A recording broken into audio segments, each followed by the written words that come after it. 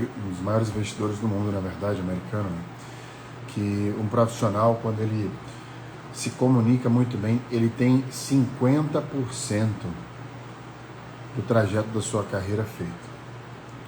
Ou seja, ele não tem como quantificar, é claro, o percentual, né, de progresso da carreira de ninguém neste comentário, mas o que ele quer dizer é que quando a gente domina a comunicação, a gente consegue dar um passo muito largo nessa jornada que é uma carreira, por exemplo. Então, se você consegue se comunicar bem, se comunicar melhor, você consegue se posicionar melhor. Dito isso, hoje eu quero fazer uma apresentação sobre comunicação, mas de uma forma diferente. Eu não quero apenas ensinar uma melhor oratória, porque oratória não é comunicação de forma geral. Oratória, ela ataca um dos pontos da comunicação, que é a forma que você se expressa, que você fala.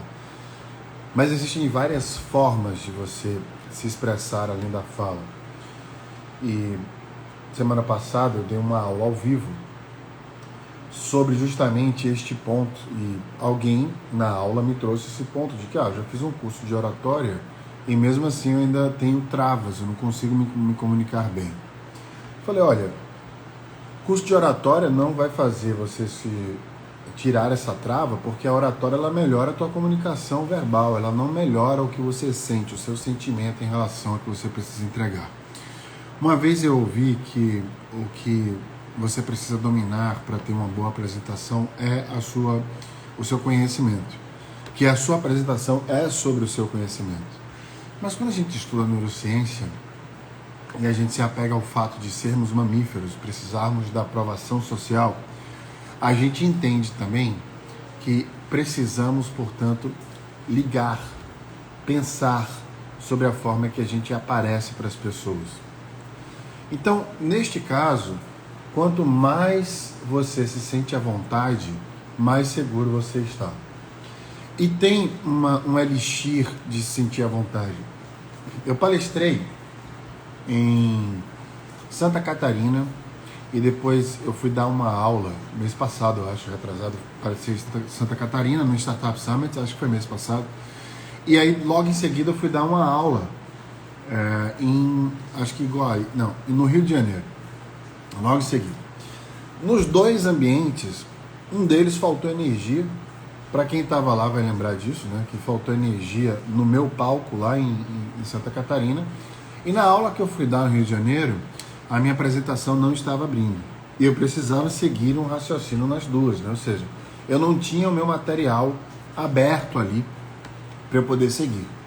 Na hora, eu quero perguntar para vocês, o que é que vocês sentiriam caso vocês estivessem indo dar uma palestra, fazer uma aula, e o material de vocês não tivesse aberto atrás de vocês e vocês precisassem dar continuidade ao conteúdo que vocês estavam dando na hora? Como vocês se comportariam? O que é que vocês sentiriam nesse momento?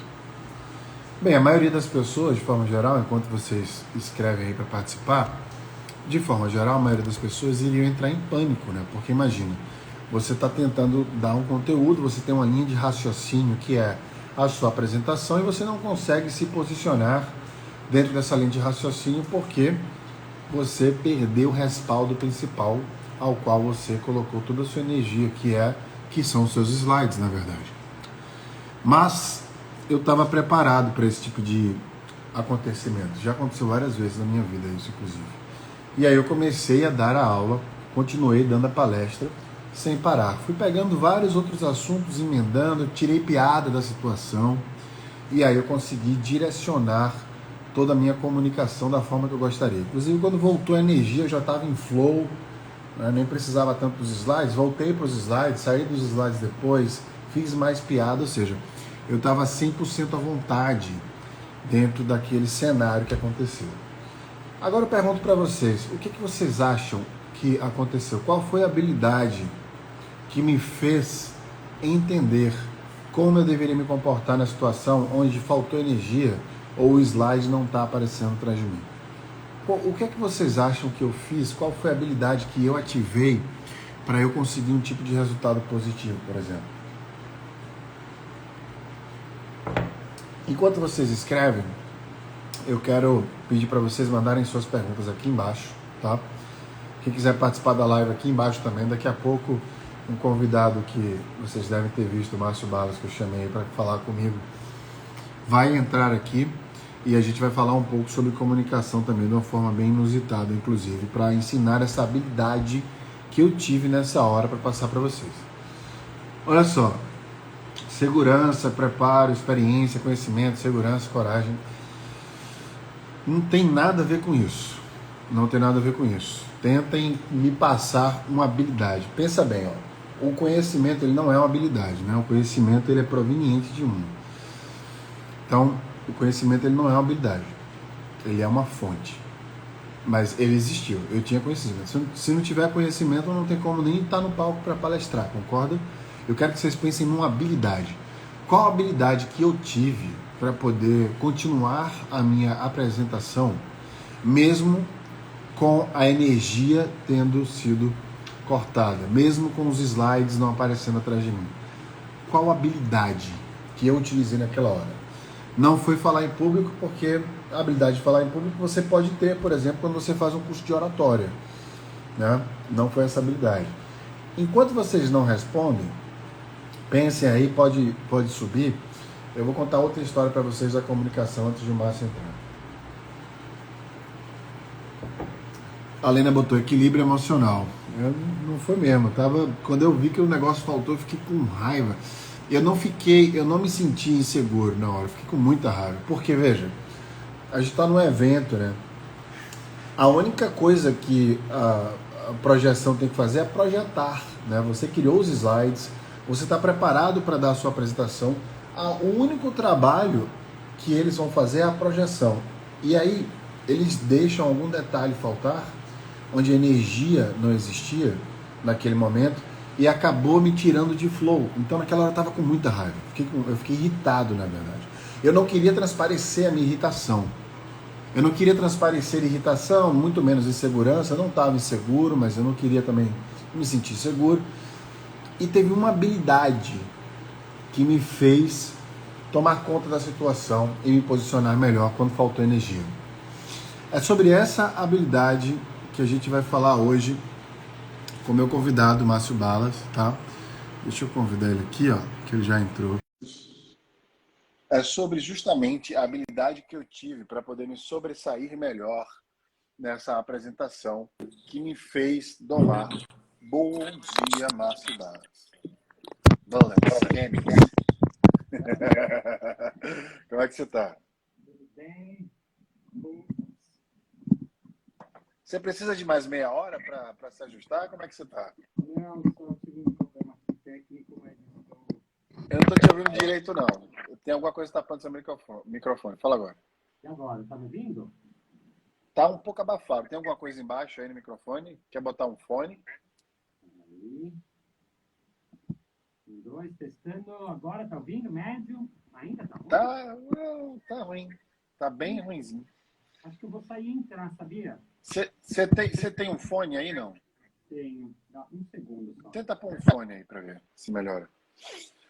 Enquanto você põe o fone, eu estava falando aqui, Márcio, que vamos ver se você adivinha. Enquanto ele se ajusta aí, eu vou resumir a história, que entrou muita gente aqui agora. Eu estava contando, né, para a gente melhorar a comunicação, que tem um ponto de interseção muito importante para que a gente possa se posicionar melhor. Veja só, eu estava dando uma palestra sobre neurociências. Vocês estão me ouvindo bem? A Amanda acabou de colocar que não está me ouvindo. Vocês estão me ouvindo bem? Chamei aqui o Márcio de novo. E aí, fala agora. 1, 2, testando. Wesley Agora, Barbosa! É isso aí.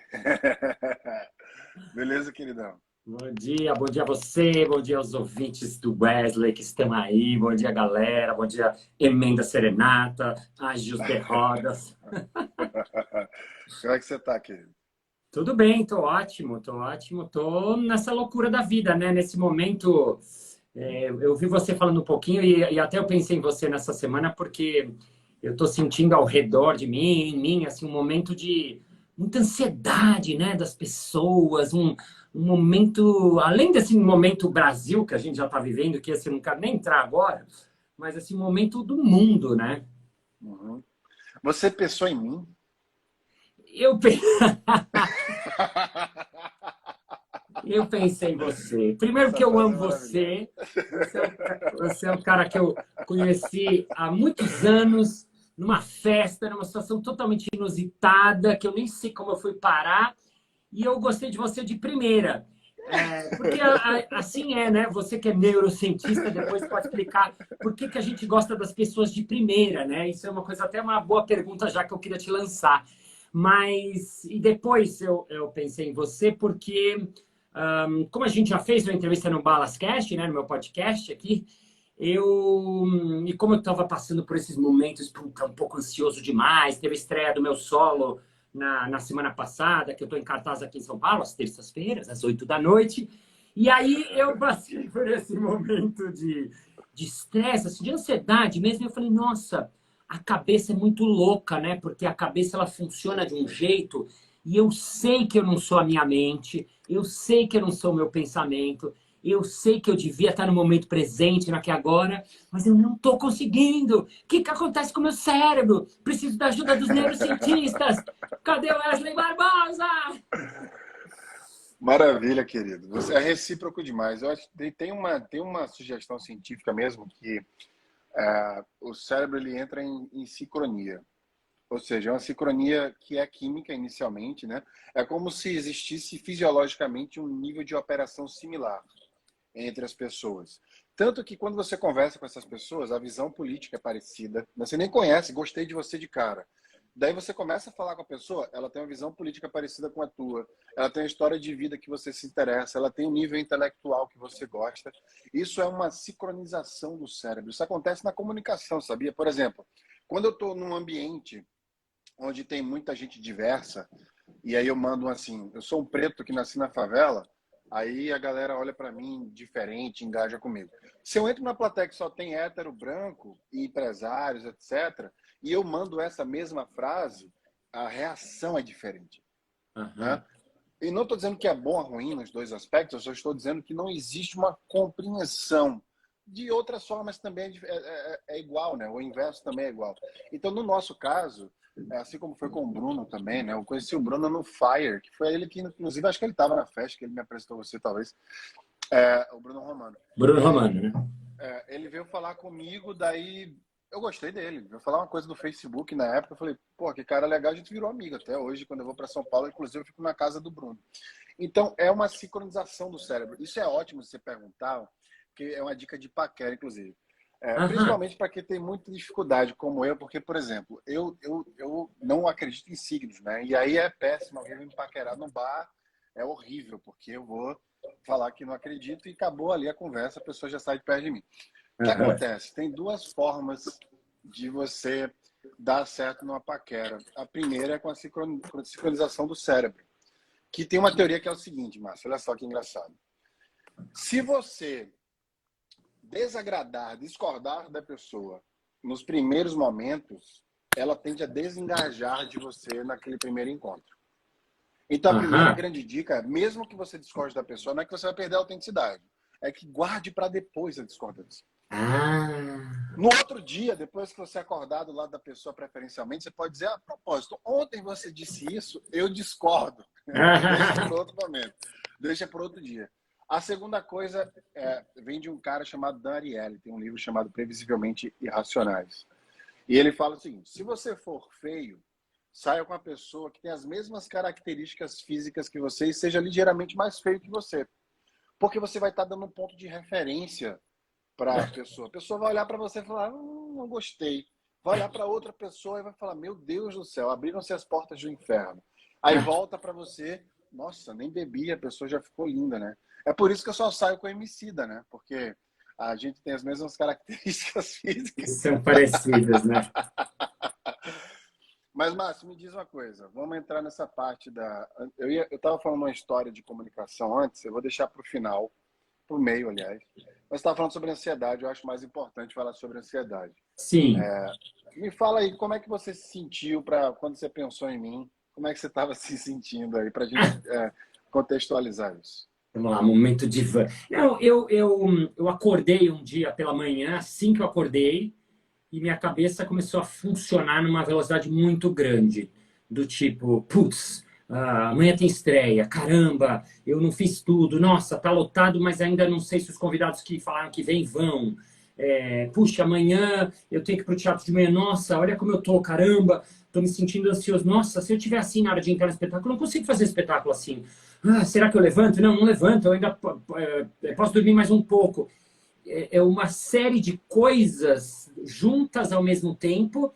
E assim, eu tenho 50 anos, eu não sou tão jovem assim, que assim, eu já passei por muitos estresses, muitas situações. Então, um lado meu dizia, não, calma, calma, fica aqui agora, conecta com agora. Mas eu não conseguia, e é isso que me pegava, assim, né? Uma vontade de Ah, querer vir para o presente, mas não conseguia. legal. E é engraçado que tem duas respostas para a gente dar dicas aqui, né, para as pessoas e para você mesmo. A primeira resposta você já deu, que é o seguinte: você usou dois tempos verbais. Uhum. Um é o problema e o outro é a resposta. Você usou a palavra amanhã várias vezes. Amanhã isso, amanhã aquilo. A ansiedade é a antecipação do futuro. Ah, sim, Né? boa, Então boa, você boa. só vai ficar ansioso quando você tenta antecipar um futuro. Não tem como ficar ansioso com uma coisa que já aconteceu. Você Hum. fica com angústia, você fica triste, você fica, enfim. A ansiedade só existe quando a gente tenta antecipar o futuro. E aí é o Uhum, seguinte, nessa antecipação de futuro, tem duas coisas que eu gosto muito de indicar para as pessoas, tá? A uhum. primeira é, a resposta de uma antecipação do futuro mal antecipada está no passado. Cara, como você falou, você tem 50 anos, você já fez isso milhares de vezes. Você é o Bad Matthew Bullets, Matthew Candidates. Cara, Uhum. vou te fazer uma pergunta. Quer ver? Se você tivesse me ligado, a primeira coisa que eu ia te falar é o seguinte: tá, e se der errado? Vamos começar de baixo. Eu não vou te falar, fica melhor, você é foda, você já fez isso 1000 vezes. Não, vamos pegar o pior cenário possível. E se der errado? Me fala 5 coisas que está te deixando ansioso. Ah, e se meus convidados não vierem? Certo, se eles não vierem. Aí tu, puta, vai ser frustrante. Beleza, e daí? Você vai morrer? Não. Vai deixar de ser quem você é? Não. Vai deixar de ter o currículo que você tem? Não. Então, o que é que tu faria se teus convidados não fossem? Aí tu, cara, eu acho que eu chamaria uma galera assim, ou assado, ou botaria um cara, opa, tu se sentiria bem com essa variação de atividades? Ah, me dá uma acalmada. Então, se a ansiedade é a antecipação do futuro, isso quer dizer que se eu tiver um plano, eu estarei, portanto, combatendo esse futuro. Então, eu digo sempre que o plano é o vilão da ansiedade. A primeira grande coisa que você tem que fazer, já que você já está na merda antecipando esse futuro, é, cara, abrace a merda. Vamos assumir que vai dar errado. Tudo que você tem medo que dê errado, vamos assumir que vai dar errado.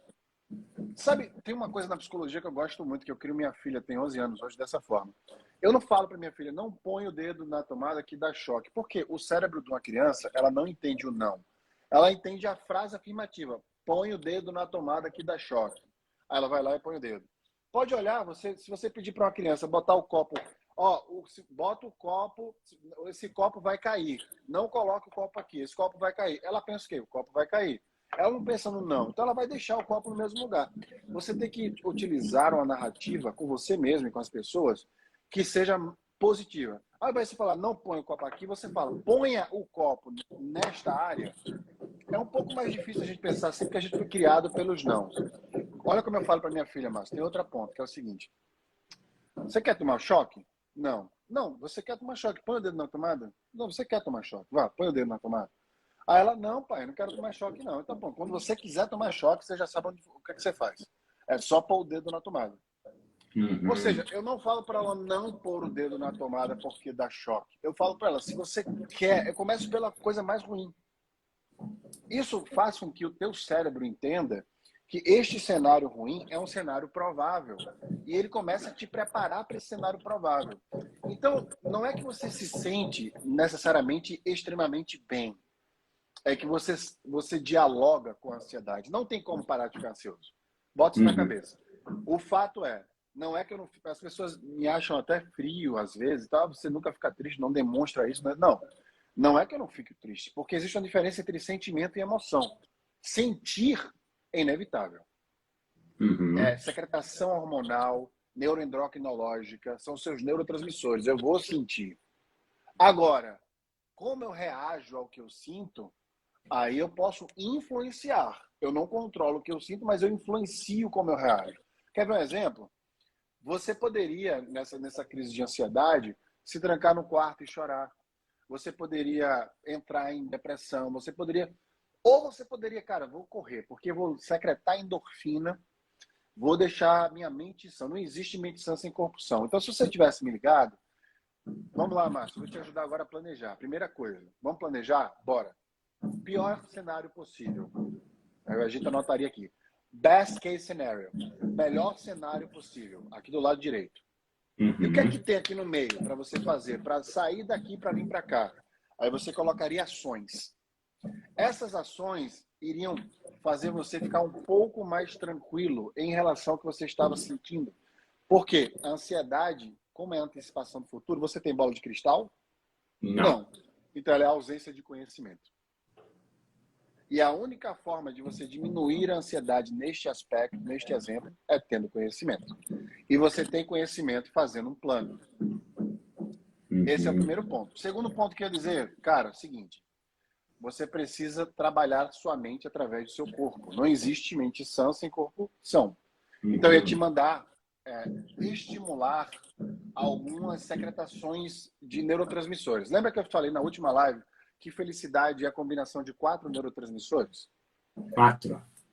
Vamos lá, agora vamos trabalhar eles. Endorfina, serotonina, Serotonina. oxitocina e dopamina.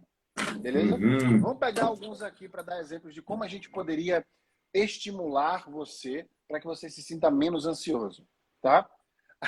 Eu botei o nome da live, comunique-se melhor, a gente está falando de ansiedade, mas não tem como se comunicar bem e estar ansioso, né? Ah. Mas vamos lá. Vamos pegar primeiro, endorfina.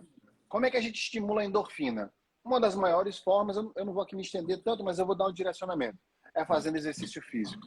Cara, tem como você dar uma volta, correr, de preferência, ter contato com a natureza? Tem como você estimular o teu corpo a se mexer? O movimento cura. Eu ouvi isso da minha fisioterapeuta. Então, quanto mais a gente consegue ter um ciclo, né, para a gente poder estimular o nosso corpo a se sentir bem, a gente vai secretar um neurotransmissor chamado endorfina. E a endorfina causa um acesso, uma ação no cérebro chamada mielinização. O que é mielinização? É a aceleração da comunicação entre os neurotransmissores. Sua mente está acelerada não quer dizer necessariamente que você esteja acessando suas memórias de uma maneira rápida. Uhum. Mas se eu causo mielinização através desse processo, se eu estimulo, você começa a conectar as suas memórias, você, peraí, calma aí. Estou aqui conectando as coisas, não é bem assim, não vou me sentir dessa forma porque não faz sentido. Quer ver um exemplo? Um exemplo clássico de mielinização que eu adoro é o seu gut feeling. Sabe assim, quando você faz as coisas por instinto. Você sabe quem é ter instinto para neurociência? Olha que foda. Quando você vai fazer uma coisa, o cérebro ele atua de duas formas, né, com qualquer decisão que você toma. Tem a forma síncrona e a forma assíncrona. Síncrona é qualquer coisa que você atua no flow. Então, tudo que você atua de forma rápida, tranquila, como pegar um copo aqui, beber uma água, um café, síncrona. Agora, se eu fizer o seu córtex pré-frontal funcionar, a área racional, e disser assim, o que é que você acha do governo atual? Aí, puta, tu vai começar a pensar, vai gaguejar, vai tentar, vai pensar em tanta coisa, a sincronicidade do cérebro, ou seja, assíncrono. Então, quando você entra num momento desse, de crise, de ansiedade, etc., o seu cérebro está assíncrono em diversas formas. Até para tu pegar um copo, tu vai ter Uhum. dificuldade. Eu vi uma vez um vídeo de um professor americano que ele falou o seguinte, olha que foda, eu quero fazer esse teste contigo. Qual o peso desse copo aqui que eu estou segurando? Qual o peso dele? Chuta. 300 gramas. 300 gramas. Estou segurando o copo 300 gramas. Está pesado? Não. Se eu segurar ele por uma hora? Vai ficar Fica pesado. pesado. E por um dia Sim. inteiro? Uou, vai pesar mais. Não é? Vai doer. Então, mesma coisa é o problema, é o pensamento. Se você pensa rápido, não dói. Puta, amanhã Uhum. vai lotar? Não vai? Não sei, vamos ver, vamos trabalhar para quilote. Não doeu. Se você demora 1 hora pensando nisso, teu braço vai começar a ficar dormente, né? Mesma coisa do teu cérebro. Se você passa 24 horas pensando nisso, e aí? Você está fudendo você inteiro. Então, a gente tem que fazer um trabalho reverso. Vai correr, mielinização vai causar essa conexão entre as células e aí, nervosas, que são os neurônios, e aí vem o instinto, que é o seguinte, olha que foda o que é o instinto. O instinto é o acesso consciente ao subconsciente de maneira síncrona. Como é que eu é o faço acesso? isso? De novo, repete o O acesso. cérebro, Ah, o cérebro atua o instinto. Quando você atua de forma instintiva, você dá consciência ao seu subconsciente de maneira síncrona. Ou seja, você entra em flow entre o seu consciente e o seu subconsciente. Sabe como? Quando você olha para uma coisa e você fala assim, eu já sei o que fazer aqui. Aí você, caralho, eu sinto que eu devo fazer isso. Você faz e dá certo? Sabe por que você fez isso e deu certo? Olha que foda. Não tem nada de força do universo nisso. Isso é força do cérebro.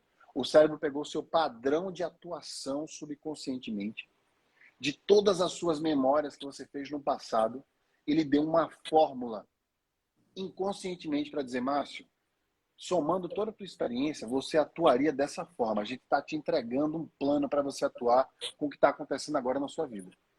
Por isso que muita gente fala, eu segui meu instinto e deu certo. Cara, é lógico que seguir o instinto vai dar certo. Porque o instinto é o cérebro te falando de todas as decisões que tu tomou no passado, através de acesso a memórias e te dando um mapa para que você faça aquilo da melhor forma possível. Olha que coisa foda, né? Que a gente não aprende na escola, deveria, né? Imagina se a gente aprendesse isso na escola, que o nosso cérebro te dá um mapa de atuação. Agora, o que isso tem a ver com a tua ansiedade? A gente precisa fazer com que você acesse mais o teu subconsciente, as tuas memórias sensoriais, porque é a forma que você percebe o mundo. E tem uma forma mais rápida ainda de você acessar essas suas memórias sensoriais. Uau! Através das suas memórias afetivas. As pessoas que você ama, as pessoas que estão do seu lado, as pessoas que te querem bem. E aí já entra no outro neurotransmissor, oxitocina e serotonina ali junto. Então, tenta estar próximo de pessoas que te fazem bem nestes momentos. Tenta esquecer um pouco do trabalho, sair um pouco disso, porque é o pensamento, é o copo que tu está segurando. Sabe? Deixa o copo parado um pouco. Vai correr, vai jogar alguma coisa, fazer algum esporte, vai encontrar algum amigo, vai tentar fazer uma coisa que você normalmente faz para se sentir melhor, para se sentir bem. E aí vem o quarto neurotransmissor e um dos mais importantes. A dopamina é o neurotransmissor da recompensa. Existe um sistema no cérebro chamado circuito de recompensas do cérebro. E ele se ativa quando, por exemplo, você faz piada. Eu estou sendo recompensado. Lembra que eu falei que o humor é a guloseima do cérebro uma vez para você? Eu adorei, agora eu falo isso. E eu nem dou crédito. Por que o humor é a guloseima do cérebro? É o chocolate que não engorda. Porque o chocolate, assim como a cerveja, o vinho, etc., ele ativa o sistema de recompensas do cérebro, que é coberto de forma geral por 3 áreas. A área tegmentar ventral, tá? Que é a raiz da dopamina, do neurotransmissor da recompensa, que fica no subconsciente. O núcleo accumbens, que é o núcleo do prazer, que também fica no teu subconsciente. E o teu córtex pré-frontal, que fica atrás dos teus olhos aqui, que fica responsável pela área racional. Então, essas 3 áreas conectadas de maneira geral é o que a gente chama de circuito de recompensas do cérebro. Então, quando você faz uma piada muito boa, aí você está ativando o subconsciente da pessoa e dando a racionalidade que aquilo é muito bom. Quando a piada é ruim ou complexa, como uma piada britânica, né, que o cara fala uma coisa que ele usa um humor mais sofisticado, sarcasmo, por exemplo, ele faz o inverso. Ele começa pelo córtex pré-frontal e aí ele termina no teu subconsciente. Você faz... Ah, caralho, entendi.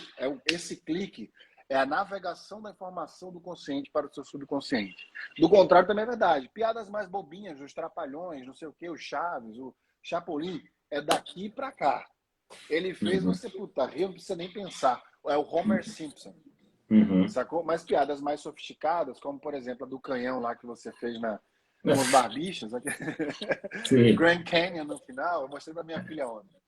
É É. uma piada que você tem que falar inglês, tem que saber canhão, canyon, né? Você tem que raciocinar, por isso que demora um pouquinho para rir, tem aquele delay, né?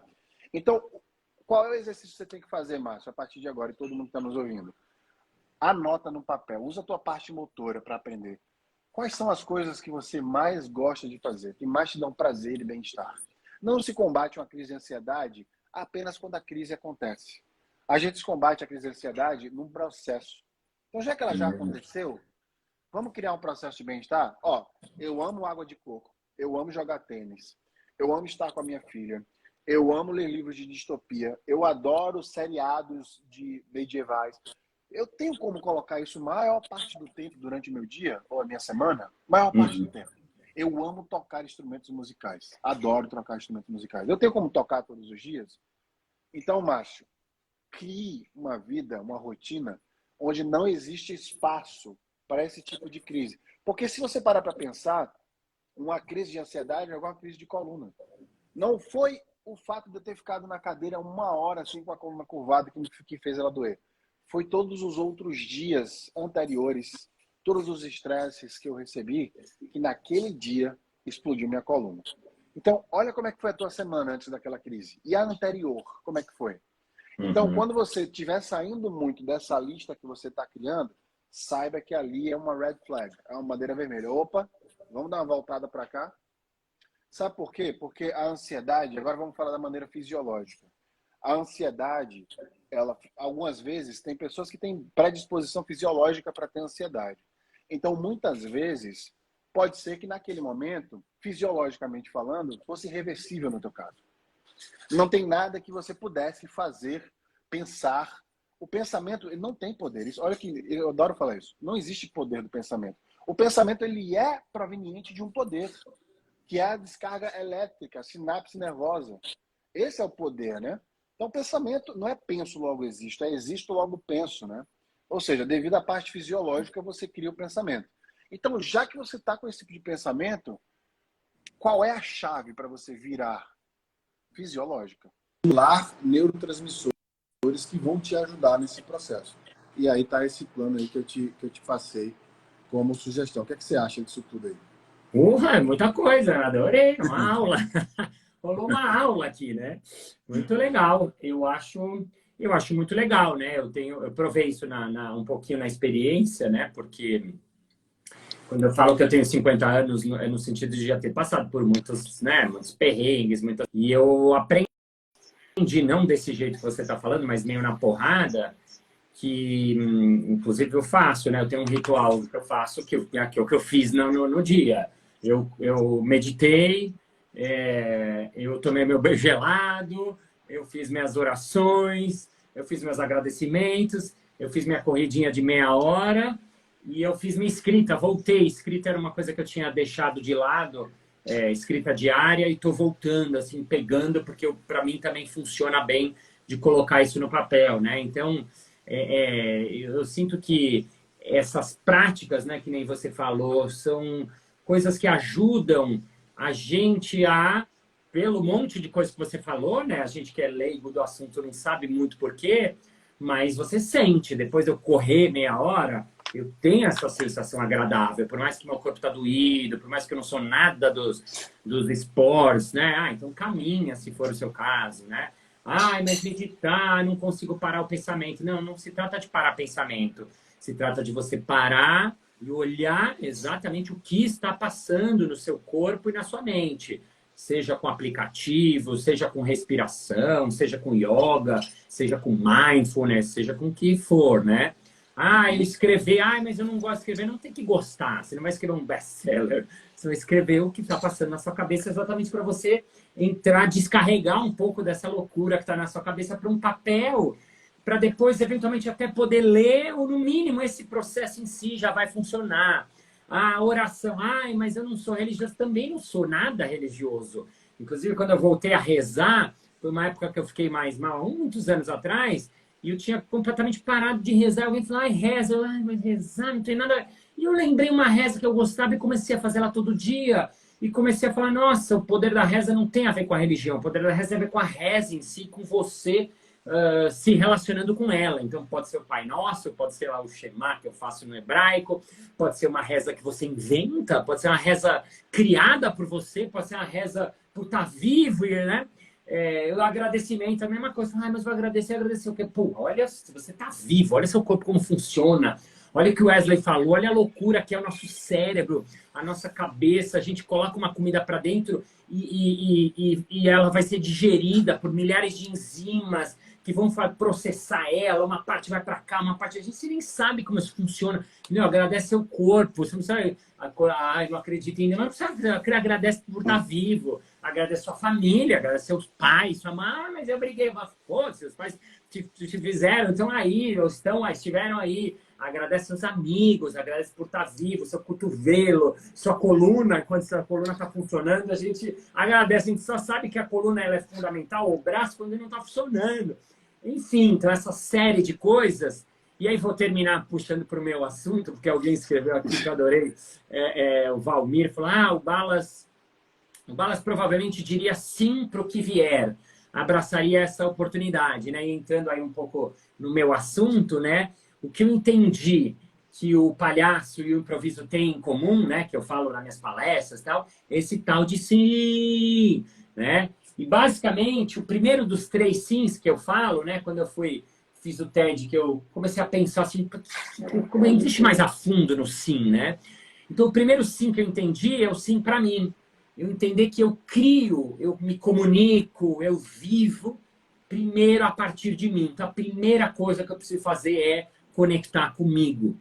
Por isso que faz sentido isso que você está falando. É conectar comigo, é perceber como eu estou. Mesmo se eu estou ansioso, eu preciso conectar com essa ansiedade. Eu preciso aceitar que eu estou assim.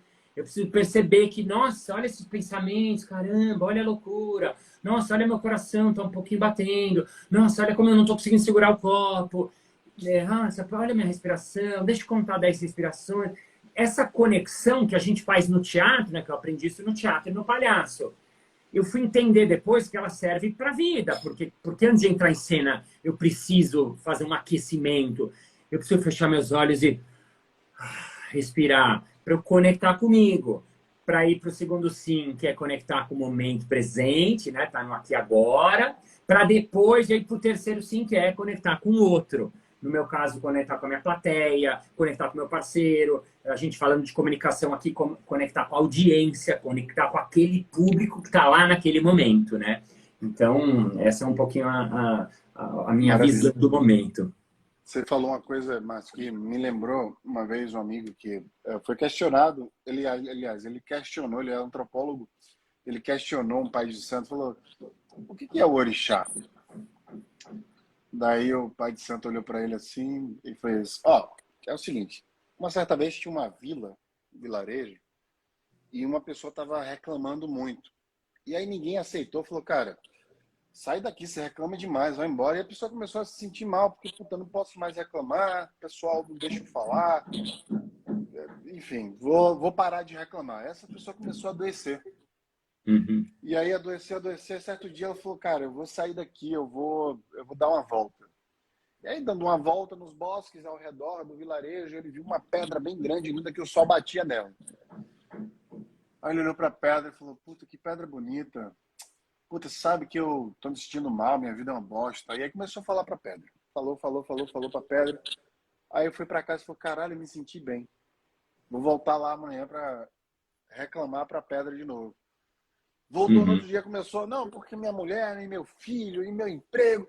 E aí as pessoas passando assim de longe, falando, cara louco, o que ele tá fazendo? Ele tá falando com a pedra? Vamos ver o que é isso. Chegou lá, o que você tá fazendo? Ele falou, não, toda vez que eu quero falar, eu venho aqui e falo para essa pedra e me sinto bem. No outro dia, ele foi lá falar com a pedra, já tinha uma galera falando com a pedra, todo mundo falando com a pedra, todo mundo se sentindo bem. Daqui a pouco, todo mundo da vila estava indo falar com essa pedra. A pedra é o orixá. A fala é a reza. Quando a gente fala, a gente se escuta. A reza, ela é independente da sua crença. Eu sou ateísta, por exemplo, mas independente disso, a reza, ela faz com que você se escute. Quando a gente fala dos nossos problemas, a gente está trabalhando mais áreas do cérebro. É por isso que a gente aprende muito mais quando a gente ensina, numa robustez muito maior, porque nós estamos trabalhando mais sentidos, porque o cérebro percebe o mundo através de seus sentidos. E são mais de um. Quanto mais você multiplica essa experiência, mais você vai aprender. Por isso que tocar 1 hora de instrumento por dia é muito mais importante, por exemplo, para o cérebro do que qualquer outra coisa em relação à plasticidade neural, a aprender outras atividades. Então, na hora que tu reza, tu está se escutando. Quando tu se escuta, tu cria consciência daquilo que está acontecendo. Quer ver um exemplo, Márcio? Você melhorar quando você estiver tendo esse tipo de crise? Todas as vezes que você estiver com algum problema, fala com o máximo de pessoas possível sobre este mesmo problema. Não para ouvir os conselhos delas, mas para se ouvir mais vezes de formas diferentes. Na 5ª vez, você vai perceber que você já deu resposta para a maioria das coisas. Eu faço muito isso e quando eu falo com a pessoa vai interferir no que eu estou falando. Não estou nem falando para você falar nada, porque na verdade eu já sei até o que fazer. Então, é uma questão muito mais de se escutar do que escutar o próximo. Não estou dizendo que você não deva escutar as outras pessoas, mas esse exercício é mais importante isso. Sim, né? E faz total. Total. Aliás, daquele monte de coisa que eu nomeei, a outra terapia, né? Que eu aprendi. Claro, às vezes a pessoa não tem condição de fazer ou tal, mas acha um jeito. Agora os planos de saúde estão oferecendo. Nesse sentido, a terapia tem bastante, uma boa parte da terapia é porque você fala e você, ao falar, você muitas vezes você se dá conta já, né? Então, é o que você falou. Às vezes não estou podendo, bom, eu tenho recorro a amigos, a parentes, a gente que você consegue falar. Eu não sou um cara que fala muito, assim, né? Então, enfim, estou aprendendo isso, né? A falar. Eu gosto bastante de escutar, de ouvir, de ajudar os outros, mas eu não sou desses que sai falando. Eu tenho uns amigos que falam um monte de inveja de você. Sai falando na roda as questões. Eu não sou, então cada um é de jeito, né? Mas E aí, mas eu acho que indo para a comunicação em si, né? Muito interessante isso também, porque muita gente me busca, me procura, né? Eu procuro improviso, ou o próprio palhaço, né? Ai, mas Balas, eu sou tímido, ajuda. Claro que ajuda, né? Porque o improviso, assim como o palhaço, né? Ele traz muito. Até você falou uma coisa logo lá atrás que eu achei muito legal, que é a abrace a merda, né? O improviso é um exercício de errar. Você errar em cena, errar de novo, errar de novo, errar de novo. Quando você erra muito, você vai ficando um pouco mais tranquilo, porque você já errou tantas vezes. Você fala, já sei como é. Né? E eu brinco até, ó, ninguém morre de teatro. Vem aqui. O cara, tô com medo de entrar em cena. Ninguém morre para dar uma palestra, ninguém morre para apresentar. Né? É claro que é difícil, eu sei que é difícil. As pessoas até me elogiam, falam, ai, Balas, eu morro de inveja que você não tem medo. E não é verdade, não é que eu não tenho medo, eu tenho medo, sim. Só que eu aprendi a trabalhar com esse medo, a olhar para ele, a me preparar antes. Por isso que esse antes, ele é muito importante. Por isso que esse sim, para mim, ele é primeiro. Eu perceber como eu sou, perceber como eu tô. Ai, mas Balas, eu não tenho essa desenvoltura. Não tem problema. Para você se comunicar, você não precisa falar com a desenvoltura do Steve Jobs, que é um grande orador. Você precisa falar do seu jeito, da sua maneira. Então, você primeiro precisa conectar com você, para você fazer esse momento seu com você. Isso é muito importante, é muito fundamental, né? Para depois você baixar um pouco esse nível de medo, para ele não virar pânico. Porque, para mim, o problema é quando esse medo está tão grande que ele impede ou ele atrapalha uma performance, uma apresentação. Aí, realmente, ele é ruim. Quando a gente consegue diminuir ele e começar a acostumar que ele vai estar por aí, mas que eu vou jogar e vou brincar junto com ele, aí beleza. Aí a gente vai junto, é tipo, dá a mãozinha para ele, conversa com ele, fala, medo, eu sei que você tá aqui, eu tô olhando no seu olho, eu sei, é difícil, eu sei, olha o coração como tá batendo, olha, sente, bota a mão, é verdade, tá batendo, olha só, tô nervoso, nossa, tá respirando. Só desse contato, o nível de medo já baixa. Aí você acorda o seu corpo, dá uma espreguiçada, faz exercícios faciais, faz um pequeno exercício de voz. E nisso, com 5 minutos, você já baixa esse nível de medo, de ansiedade, para depois você ir para fazer o que você tem que fazer, que você estudou, que você sabe. Ninguém nunca vai te uma apresentação para alguma coisa que você não sabe de um dia para o outro. Você sempre vai falar sobre coisas que você sabe. Né? Então, é um trabalho, né? Cerebral, corporal, mental, e passo a passo, que no improviso ajuda muito nesse sentido, porque o improviso trabalha estar lá no momento presente, jogando com aquela plateia, com aquilo que acontece. Perfeito. Mas você sabe qual que é o maior medo da humanidade? Não, morrer. Falar em público. Morrer Ah, o é segundo, verdade. né? É verdade, esse é o segundo. E a gente tem medo de falar em público porque nós somos mamíferos. E a gente vive em bando e a gente, na verdade, tem medo da não aceitação social. E aí, olha que bacana. Eu iniciei essa live falando que eu estava dando uma palestra em Florianópolis e faltou energia no meu palco. Ah, você E falou. depois eu estava dando uma aula no Rio de Janeiro e aí não estava com os slides atrás ali. E eu perguntei para todo mundo qual foi a habilidade que eu utilizei para poder segurar as pessoas durante a queda de energia e durante a falta de slides. O improviso. Né? Ou seja, improvisar é ir de encontro à natureza genética do ser humano. Né? Quando a gente está perdido em frente com o spotlight na nossa cara, todo mundo nos olhando, a gente tende a espanar. Né? A gente tende a não ter forças para poder se posicionar melhor e a gente que tem uma crise de ansiedade não consegue segurar. E se a gente consegue improvisar, o que é o improviso? É saber o que fazer no erro, você acabou de falar, né? Quando você já errou tanto que você sabe que aquela sensação, aquele sentimento do erro, ele não vai destruir quem você é. Ele não vai fazer com que você não sobreviva. E a aceitação social está dentro do instinto de sobrevivência, né, da gente. Então, quando a gente entende que um erro não nos faz deixar de existir, aí a gente se relaciona diferente com ele. E eu acho que a grande dica aqui agora, nessa live, é o improviso. Eu botei comunique-se melhor para a gente chegar nessa ponta. Eu dei uma aula sábado passado e a pessoa olhou para mim e falou assim, inclusive ela se tornou minha aluna agora, tá nessa turma agora que eu abri, ela falou assim para mim, eu fiz um curso de oratória e não adiantou nada, eu continuo travado. Eu falei, é óbvio, você é uma pessoa travada que fala bem, porque oratória não vai trabalhar o seu sentimento em falar em público. A sua oratória, ela trabalha a forma que você fala. E as pessoas se enganam achando que é o conhecimento e a forma de falar que vai fazer com que você lide com o público. Não é. É o domínio do medo de errar, o improviso.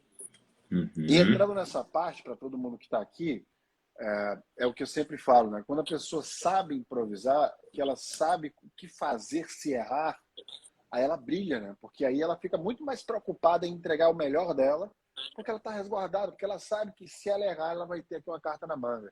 Se faltar energia, eu tenho certeza que você vai fazer 1000 piadas sobre a própria energia, sobre si mesmo, sobre a sua situação, etc. Você tem cartas na manga.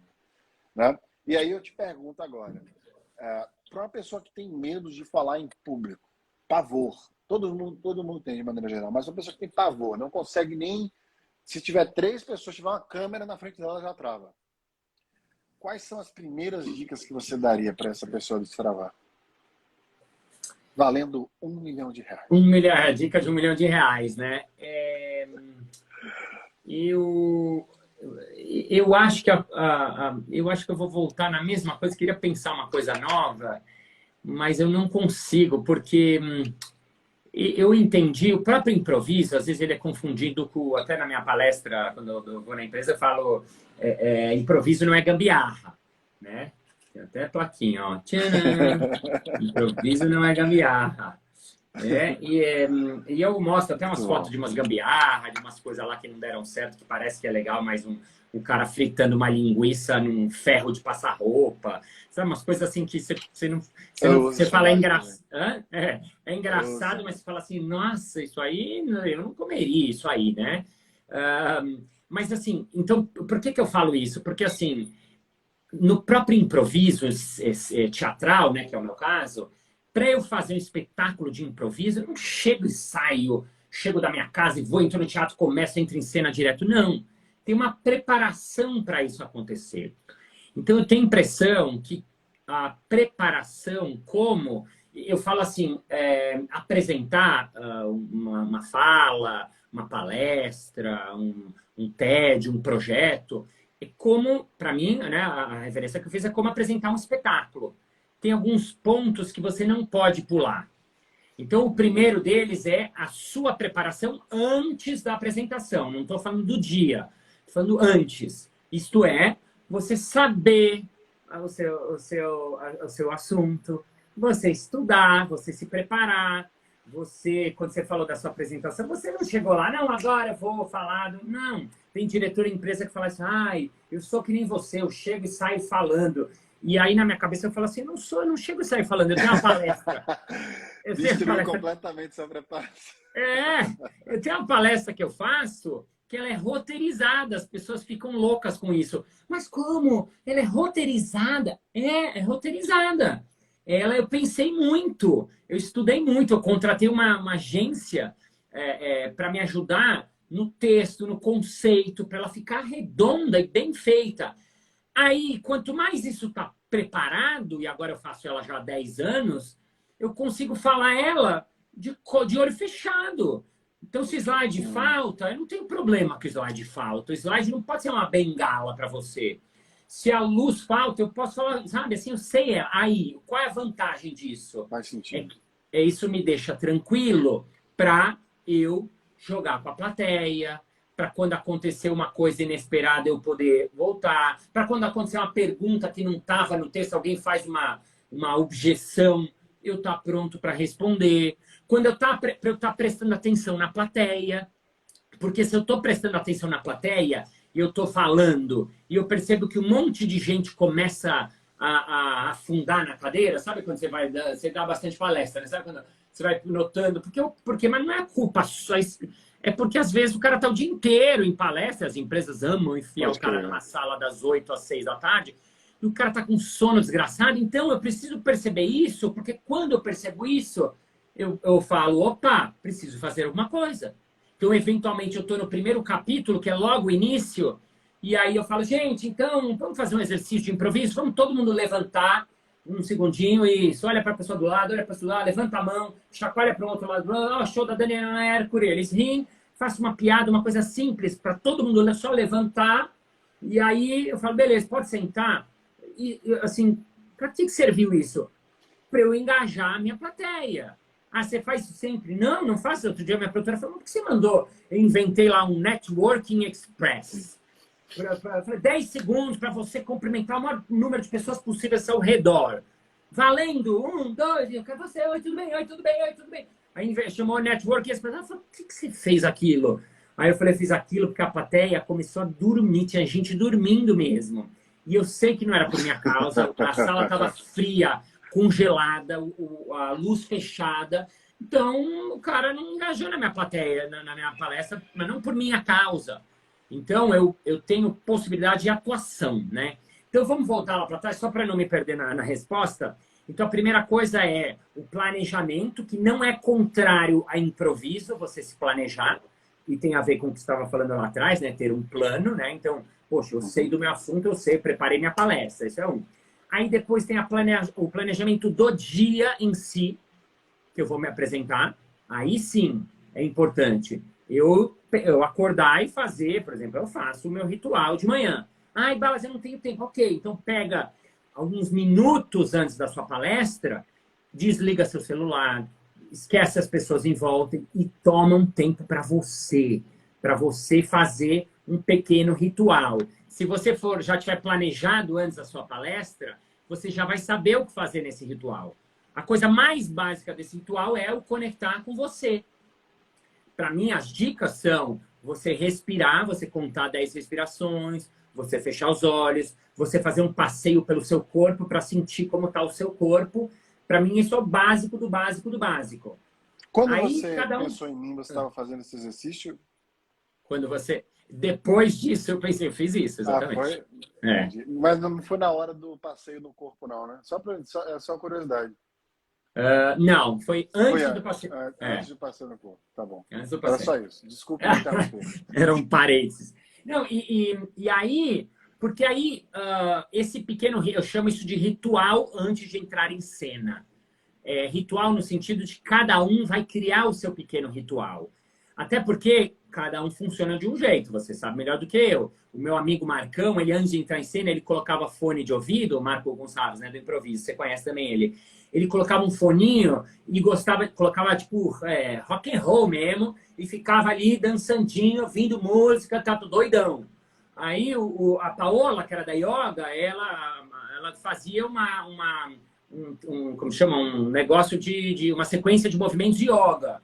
O cara lá fazia meditação com o aplicativo do Headspace para cada um vai achar o seu pequeno ritual. Então, ache o seu pequeno ritual, né? E depois o próximo passo, eu acho que aí já é o exercício, né? É você aprender a fazer pequenas conexões com a plateia que vão ajudar você a se tranquilizar. E você já deu exemplos disso. O que é pequena conexão com a plateia? Por isso que é importante planejar a sua fala. É pensar, que eu falo, seus primeiros 15 segundos são fundamentais. Essa é a primeira aula, a fala que eu dou na aula de impro speech, né? Que é improviso para a fala mesmo. Como é que você abrir a sua fala? Qual vai ser o seu primeiro assunto? E aí é importante ter pensado antes, porque é o que você falou. Se você vai falar com a plateia de banqueiros, né, de um banco, é diferente você falar com uma plateia de professores de uma escola, que é diferente você falar com voluntários de uma ONG, que é diferente você falar na sua própria empresa, né? Então, pensar que pequena conexão você pode fazer com essa plateia para a plateia e vocês conectarem num curto espaço de tempo. Vou dar um exemplo banal. Eu fui dar palestra numa escola, que normalmente eu dou na empresa, eu faço muito corporativo, né? Mas fui dar numa escola. Putz, fazia anos que eu não dava na escola. E os assuntos de empresa não são os mesmos de escola. E eu falei, putz, eu preciso achar um jeito para começar. Escola. O que era a plateia? Pais de alunos. Bom, eu sou pai, eu tenho 3 filhos. Eu entrei perguntando quem aqui é pai? Levanta a mão. Aí todo mundo riu, porque, bom, obviamente, todo mundo é pai. Eu brinquei, quem é filho? E aí, né, todo mundo levantou, teve gente que não demorou para entender. Eu falei, teve gente que não entendeu a pergunta aí. E aí eu falei, eu sou pai de 3 filhos. E eu sei a loucura e o inferno que é. Inclusive ontem, então, contei uma história simples da minha filha. Todo mundo riu, porque todo mundo que é pai tem história de filho e todo mundo se identificou. Então, assim, são pequenas coisas para, eu acho que acabam ajudando para todo mundo, né? Eu sempre faço piada com o meu currículo quando eu dou palestra, porque a pessoa vai resumir meu currículo, né? Começa a falar, e aí eu vejo que chama a atenção das pessoas, né? Estudou negociação em Harvard, inovação em marketing por Columbia Business School, neurociência por MIT. E eu vejo a galera, caralho. E aí eu entro e falo, porra, queria ser esse cara que ela acabou de chamar. Outra coisa que eu faço piada é com o meu sotaque, né?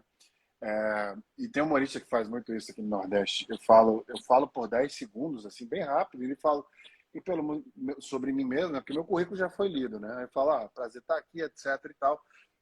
Pessoal, se eu tiver qualquer dificuldade durante a apresentação com a minha língua, desculpe, porque pelo meu sotaque britânico, vocês já devem ter percebido que eu sou de Maceió. E aí a galera dá aquele tilt no cérebro e dá uma risada. Então, assim, essas malícias de brincar consigo mesmo, né? Tranquiliza, porque você trouxe uma coisa que é fantástica, que eu falei lá no início, sobre por que a gente gosta da outra pessoa de cara. Sincronicidade do cérebro, né? Quando a gente sincroniza o cérebro mesmo, através dessas relações de como eu sou, como você é, nós somos pessoas similares e parecidas. Márcio, para finalizar aí, que já é hora do almoço, a galera já está azul de fome. A propósito, eu vou estar em São Paulo aí, vou dar uma aula para a Fundação Dom Cabral, dia 5, aí a gente se fala pessoalmente, já vai preparando a agenda aí para me receber.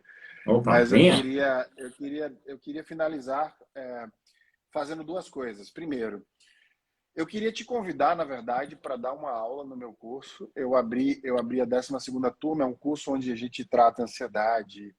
Eu nunca falei desse curso para você direito, né? Na verdade, é um curso onde a gente desconstrói as pessoas, a gente quer mudar a relação das pessoas com o trabalho. Principalmente pessoas com burnout, pessoas que não sabem, estão perdidas, não conseguem se organizar, querem dar um próximo passo, querem ter rendas diferentes, querem se comunicar melhor. Então eu chamei um monte de gente do mercado, que você inclusive conhece, do Vale do Silício, inclusive eu demorei por muitos anos, etc.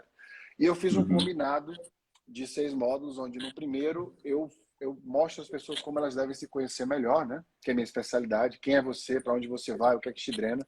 Depois a gente faz uma navegação sobre neurociência, como você performa melhor, Inclusive, tem um monte de aluno meu aqui, pessoal. Vai botando aí se o curso for bom ou for ruim, eu acho importante vocês botarem. E aí tem um módulo que a gente posiciona as pessoas para o mercado, para fazer transição de carreira, para ir morar no exterior, né? Para as pessoas, de fato, usar... Porque olha a fórmula que eu cheguei, Márcio. Inclusive, eu vivo por ela hoje, né? Eu fui executivo por 16 anos na vida, e dos quais a maior parte do tempo eu trabalhei na China, na Europa e nos Estados Unidos, né? Minha última experiência foi como executivo do Facebook lá no Vale do Silício. E eu falei, cara, isso não está me preenchendo. Eu estava com 135 quilos, hoje eu tenho 100, eu não fazia esporte. Eu não estava bem mentalmente, estava com burnout, eu não estava bem em nenhum aspecto da vida. Eu falei, cara, eu vou usar todo o conhecimento que eu adquiri como executivo para aplicar na minha vida e aí fundei essa empresa que é a Bicam. Então, o que acontece? Eu montei essas estratégias nesse curso e tem uma parte que é essencial, que é o posicionamento de mercado. Porque eu entendi que a gente precisa achar a coisa mais fácil que as pessoas fazem, que trazem o máximo de retorno possível delas. Pensa rapidinho em 3 pessoas extremamente bem-sucedidas que você acha. 3 pessoas. Que você conhece com intimidade. Elas são felizes, elas têm bem-estar a maior parte do tempo, ou elas são pessoas, caralho, loucas e tá trabalhando demais e tá se fudendo? O que você acha? Putz, essas que eu pensei, as 3 estão bem. Assim, Estão bem. Sim. Elas trabalham com a maior habilidade delas hoje? Sim, trabalham com a maior habilidade delas. Quando Sim, a as gente 3. acha o que a gente sabe fazer com mais facilidade, a gente ganha o máximo de retorno possível porque não tem esforço tão grande para fazer aquilo. Olha nós dois. Você é um excelente comunicador. Eu adoro a comunicação, eu gosto de comunicar. Eu monetizei a comunicação. Eu sou palestrante, eu sou professor, eu sou mentor. Você é a mesma coisa. Você monetizou essa comunicação. Isso quer dizer que não existe estresse? Não quer dizer que não existe estresse. Isso quer dizer o quê?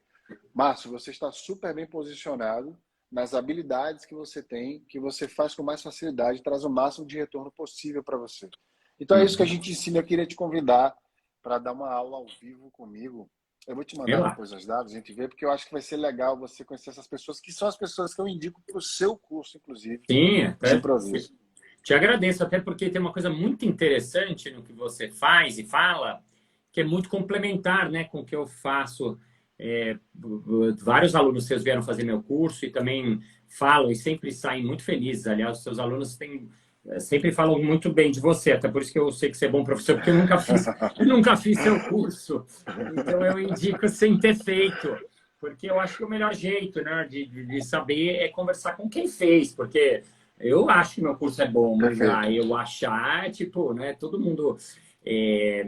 muito legal, muito legal. Pô, topo super fazer parte desse curso, porque é o que você falou, né? E faz muito sentido isso que você falou também de fazer habilidade. É muito legal. E você falou também de uma coisa lá atrás que eu queria puxar de volta, que eu achei muito interessante, que tem a ver com a comédia mesmo, que é uma palavra que está se falando muito, a Brené Brown, né? Fez TED bombou, que tem a ver com isso, que é vulnerabilidade, né? Quando a gente entra em cena e compartilha uma coisa nossa com a plateia, né? A comédia trabalha muito nesse gatilho, né? Não quer dizer que você precisa contar a sua vida para a plateia, nem falar que você está passando por um problema pessoal, mas assim, quando a gente coloca as nossas... se coloca de verdade, o palhaço trabalha muito ser autêntico, né? Você falou agora ser você mesmo, nesse sentido de você encontrar a sua habilidade. Isso eu demorei muito para entender. Porque o trabalho do improvisador e do palhaço é muito aceitar como ele é e a partir daí jogar e criar. Então, quando eu entro em cena, por exemplo, o meu próprio figurino meu de palhaço, eu durante muito tempo escondia, minha orelha era grande, então eu tinha vergonha, eu sempre escondia, eu sou compridão, sou desengonçado. Quando eu fui trabalhar o palhaço, putz, a minha roupa de palhaço, eu tenho um chapéu que me deixa ele é um chapéu para cima, me deixa mais compridão ainda. Eu uso um vestido longo assim, então a pessoa vê que eu sou esse grandão desmilinguido. As minhas trancinhas, assim, eu assumo elas, mesmo no corporativo, quando eu comecei a trabalhar, eu escondia minhas trancinhas. Tipo, não, corporativo eu tenho que ser sério. E depois eu falei, não, para, é o contrário. Eu tô falando de autenticidade, eu tenho que ser autêntico. Eu tenho trancinhas, né? E a pessoa, quando ela vê isso, a plateia, ela gosta disso, ela compra isso. E as pessoas gostam disso. A gente gosta de pessoa que é verdadeira na vida. A gente simpatiza com gente que a gente fala, putz, esse cara tá de verdade. Então, é muito legal isso que você trabalha, porque você está trabalhando as pessoas serem elas mesmas, as habilidades dela, para ela trabalhar o melhor possível, né? Exatamente, perfeito. Você acabou de fechar com chave de ouro. Eu vou encerrar. Muito obrigado falando sobre esse ponto agora. Mas eu queria te agradecer antes de encerrar. Isso, obviamente, que vai para o meu podcast, vai para o Balascast, e Tá no vai no Balascast. Balascast também. Essa conversa está ótima. Sempre é, né, cara? A gente deveria fazer isso mais vezes. Então, eu te Boa. vejo em São Paulo, depois eu te mando detalhes aí sobre essa turma nova para você participar da forma que você quiser, como aluno, como professor, como uma pessoa que pensa em mim em momentos de crise e não crise. Pode falar, fala. Ah, e você está convidado para o meu espetáculo, terças-feiras, no Teatro Eva Herz, na Agricultura, aqui em São Paulo. Eu Quem, vou então, quando eu estiver em São Paulo, agora eu vou. e quem tiver na live, eu tenho cupom de desconto para você que está na live. É só me mandar uma DM. Oferta, o patrão ficou louco. Temos 50% de desconto. Me manda DM que eu te mando. Terças-feiras, às 8 da noite, para quem for de São Paulo, para quem não for. Eu amo vocês igual. Eu irei para o seu espetáculo. Eu já fui, né, algumas vezes. Eu vou para esse quando eu estiver em São Paulo também. Queridão, um beijo no coração. Muito obrigado. Eu queria finalizar falando o seguinte, que a inteligência, ela está no nosso córtex pré-frontal, é a nossa consciência, é o nosso poder cognitivo. Quanto mais político a gente é, quanto menos a gente é quem a gente é, menor atividade no córtex pré-frontal. E quanto maior a possibilidade de sermos quem nós somos, maior essa atividade no córtex pré-frontal. Para resumir, de uma forma simples e direta, a inteligência mora na autenticidade. Não tem como você ser inteligente se você não é autêntico. Obrigado, meu queridão. Bottle, bullets, candies. A gente se vê. Thank you. Pessoal, beijo, muito obrigado. Como eu já falei, o curso está com a 10ª turma aberta. Quem quiser se inscreve. O link está aqui embaixo e na bio também, tá? Beijão. Tchau, tchau.